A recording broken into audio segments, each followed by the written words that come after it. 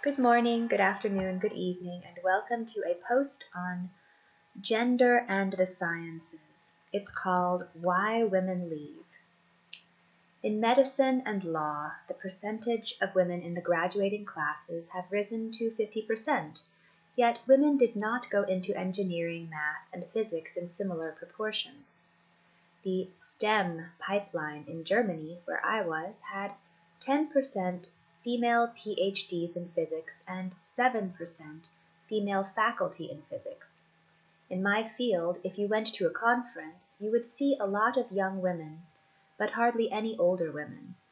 If you went to a workshop, which was just for the experts, you would often be the only woman there. Work does not feel like work when it does not estrange a person from their sense of purpose, and a search for truth and progress is a universal human purpose. So it makes little sense to think that women would be less interested in STEM than men.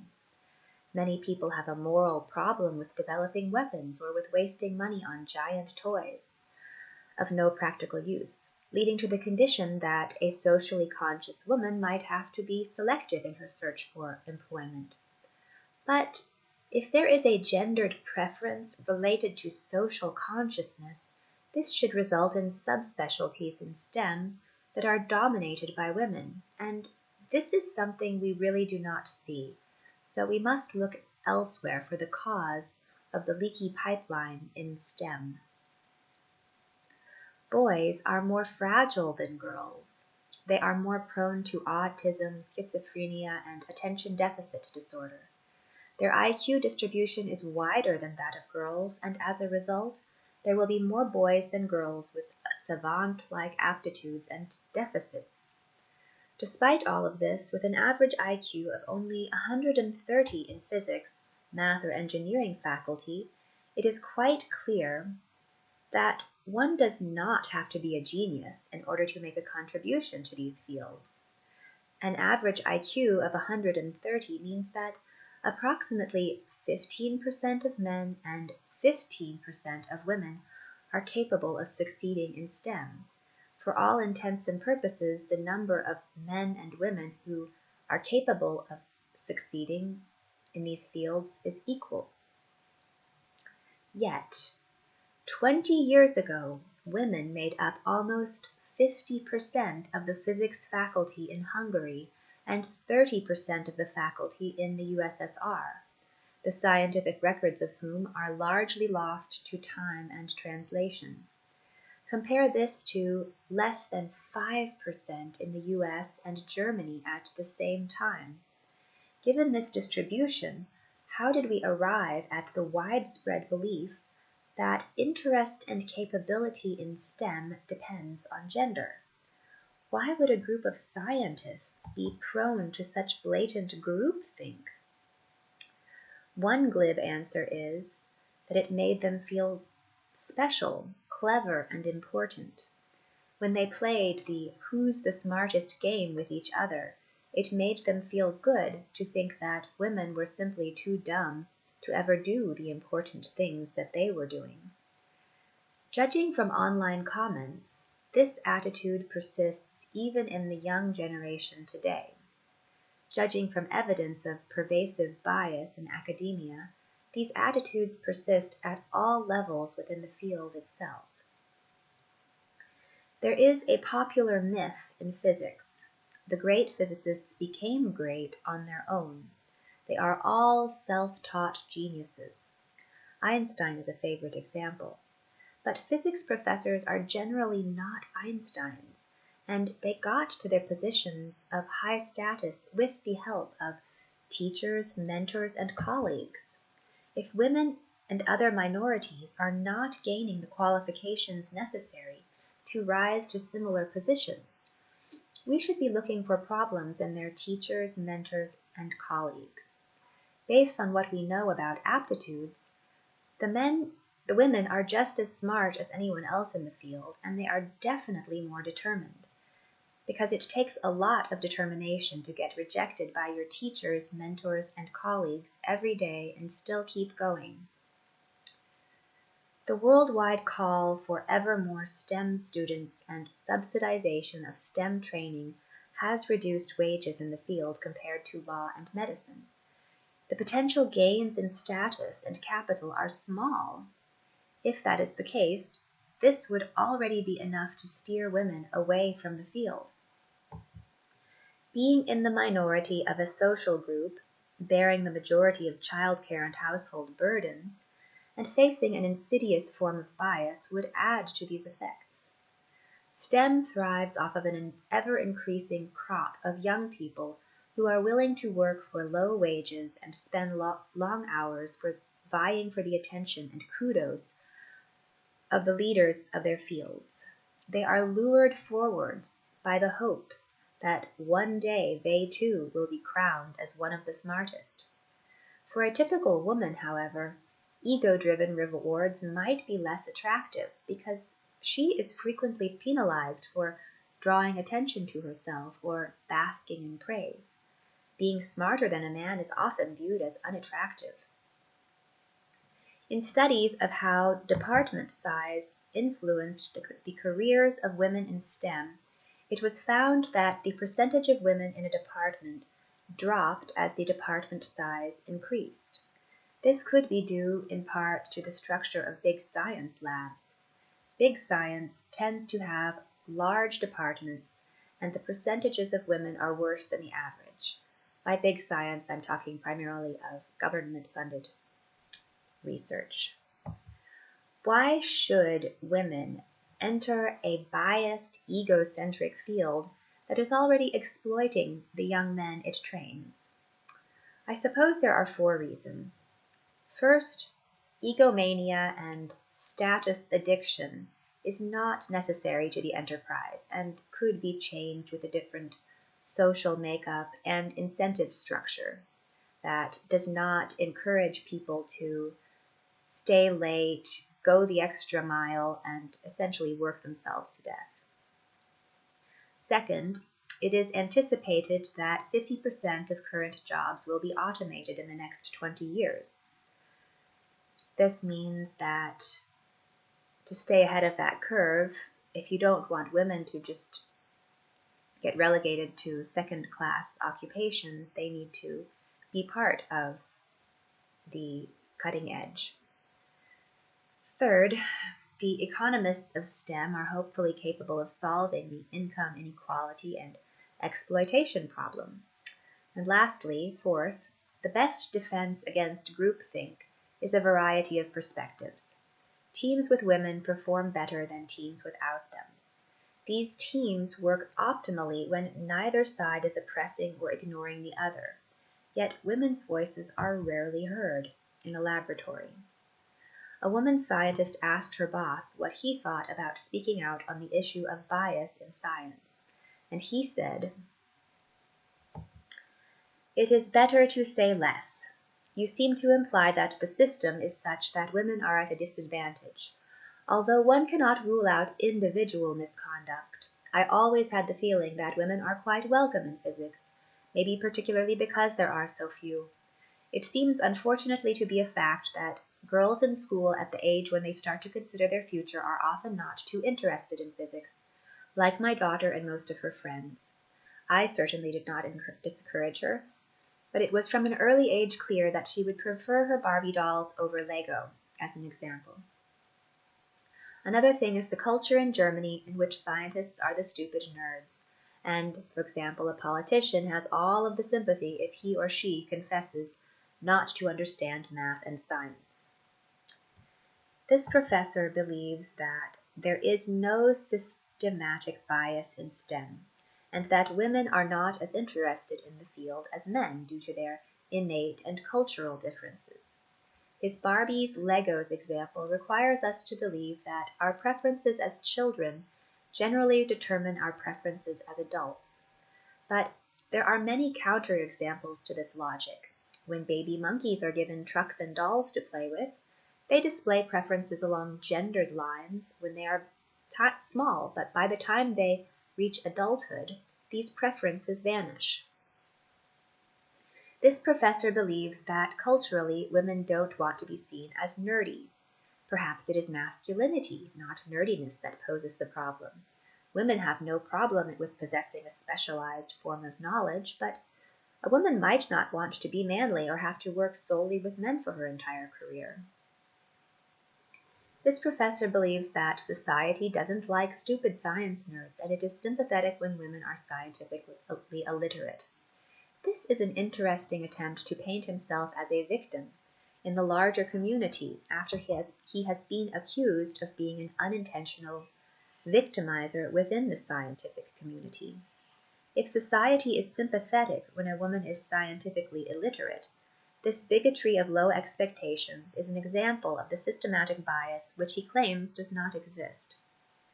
Perhaps you know a person who meets the following description. Throughout his years as the recruiting and selection agent for his specialty, he periodically invited a young woman into his group. She would see him taking an active interest in the young men that he assigned to choice projects. She would struggle to find any mentors or fellow students to collaborate with. Upon graduating, she would be labeled as not that good and leave the institute while the boss's favorites got promoted to choice positions. She knew that her knowledge and the knowledge of the young men who were designated as good was not very different. Mama? She was confused by her lack of comparable success and blamed herself. The boss was comforted by her lack of success in the reaffirmation of his belief that women don't really belong in his elite world. In all of his years as a boss, he kept one woman around, and even though she was designated as not that good. She was meek, poor, dependent, and was a hard worker who was willing to run all of his lowly errands. He could point to her as an example of how encouraging and wonderful he was to women. This sort of person is all too common. People tend to reinforce their preconceived notions in response to a tone or perspective that they find antagonistic. Even if they are notified that most people in their circumstances carry a significant amount of bias pertaining to the issue in question, this will have no impact on how biased their future actions and opinions will be. Even if they are presented with scientific research showing that they are a member of a biased cohort, they will have a tendency to be more skeptical of the research than a member of a cohort to which that bias was not attributed. They are most likely to change an opinion when the challenging information comes from a trusted colleague.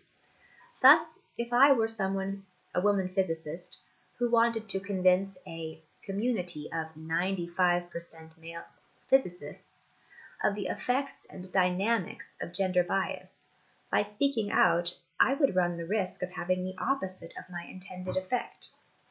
The only people who can change the minds of men physicists are men, who can remind themselves that, given an injustice that we cannot alleviate, this makes us uncomfortable. We often make ourselves more comfortable by blaming the victim of the injustice. As a woman in STEM, you may be able to deal with the unpleasantness of being in the minority in your classes, and you may easily achieve the same grades as the boys.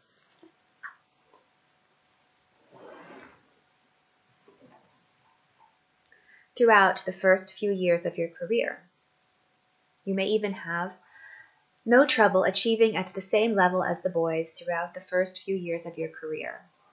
But you will see the number of women in STEM drop off precipitously at the moment when your peer group bifurcates into those who are destined for management and those who are destined to be managed.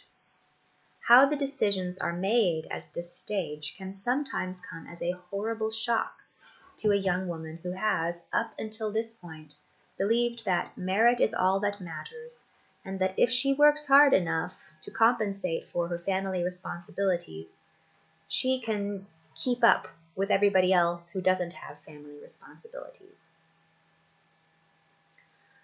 Consider a group of managers who need to choose a young person to groom for leadership. They are looking for ambition, obedience, loyalty, and skill. They have a young woman and a young man with the required expertise, and both have continued working despite having young children at home and a spouse who works at a job which earns more than they do. In my personal experience, those managers will still choose the young man to lead the project and put the woman in a support role, even if she initiated the project, even if she has more specific expertise, even if she has invested more years in the project and she is older than the other candidate, even if the other candidate ignores her advice and makes ill-considered decisions which put the project years behind schedule. Those managers will stand beside their initial choice. They may eventually fire their choice for screwing up, but they will not give any admission that choosing him instead of the woman candidate was a bad idea. They have an atavistic dislike of women who think they know things. On an instinctive level, they question her ambition, obedience, loyalty, and skill. Her otherness makes her suspicious. Whereas professors who work with large numbers of women in their classes might have gotten past the idea that women are incapable of acquiring certain skills, managers don't have as much experience with as many women, and this may lead them to rest on their prejudices when they make decisions. You might say that large institutes put measures in place to prevent this sort of thing from happening. For example, a women's committee might review hiring decisions to make sure that qualified women are not passed over. But in my experience, managers work around these committees by unnecessarily tailoring the job description or by timing their hires so that a qualified female candidate can't apply because she is locked into another contract, for example. This allows the managers to pick their favorite young men for the choice leadership positions. It allows them to choose who they groom for management without the interference of women's review committees. The women who succeed despite these impediments have made themselves blind to the barriers that slow them down. This is why whenever a woman who has dropped out of the STEM pipeline explains why she quit, another woman who is still within the pipeline will say, "I don't know what you're talking about. I've never had those problems." To keep going, you have to dull your senses to the accumulating evidence of bias. Yet somewhere in the background, every woman hears a constant drumbeat of discouragement, pushing her towards a tipping point. For me, the tipping point happened when I was a postdoc. I spent 2 years coordinating a project, accumulating expert advice, working with engineers, purchasing and assembling all of the components, studying the theory, writing computer simulations of the experiment, and then another research group that had just had their project fail, came over and ate my project. Their group was larger than my group, and they just took over, giving the leadership role to a guy who was younger and less experienced than me. I then hoped that I would be used as an expert advisor, but I found that I was ignored. They changed my designs, and they only asked for my input when their attempts to make my hardware work failed. Everything was put back the way I'd planned it, and it worked. 2 years later than it would have had they not gotten involved. Surely I was vindicated and won the day. Not really. They doubled down on their narrative and rebuilt everything from scratch and did the experiment all over again. In another episode, I presented an idea at my lab and got no feedback. I wrote it up in internal reports, and it went up on the web in a couple of places. An older person at my lab pursued the idea a little bit, but viewed it as an old, obvious idea that wasn't worth much. I turned my internal report into a conference report, and while searching through the other conference entries, I became surprised to find out that a young man from another lab had gotten an invited talk on my idea.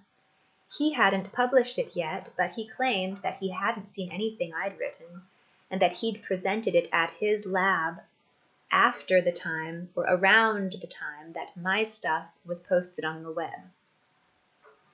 He got a PRL, which is a high-ranking journal article, and an award out of the idea, even though he completely misinterpreted it.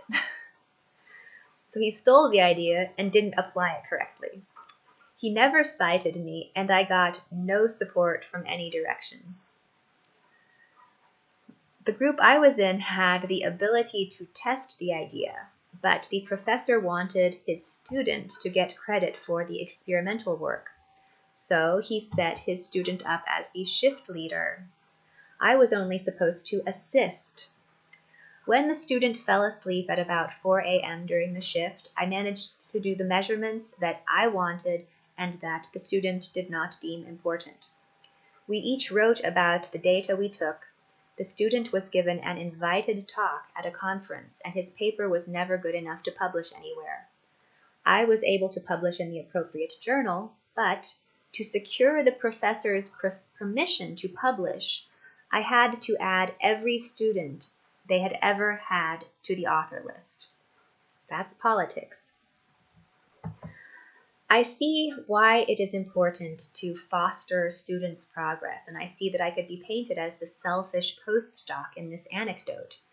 But it really felt like the professors were in the habit of taking whatever advantage they could and not caring about how it affected anyone outside of their sphere of reputation. They used their students as extensions of themselves to step on those without power. And when they were fully aware of more than one incident in which credit was denied to a powerless person who deserved it, they were not willing to spend their political capital to right the wrong. In fact, there were instances in which they attempted to bestow credit for something on one of their students who didn't deserve it. There was absolutely no justice system in the scientific field in which I was working, and I could see that the discrimination was not just affecting women. It was affecting anyone who was not of the ethnicity or nationality of the lab. Foreigners were welcome in the lab if they behaved as good little foot soldiers, but they were not given leadership roles. I think this is the end of the article. I compiled a list of articles I had found around the time when I was deciding to quit my job as a physicist. I did feel guilty for giving up, but I just couldn't keep contributing to a system that felt so broken. So I decided to become a gadfly instead. You might notice that I thought the system was broken not just because of discrimination or anything like that. It was broken on every level. So if you are looking for looks like 10-20 resources, articles on this topic, click on the blog post and you will have plenty to read about studies done on bias in the sciences. Thank you for watching. Please tune in for my next video. They'll be on a totally different topic. I think this is the only video I did on gender and science.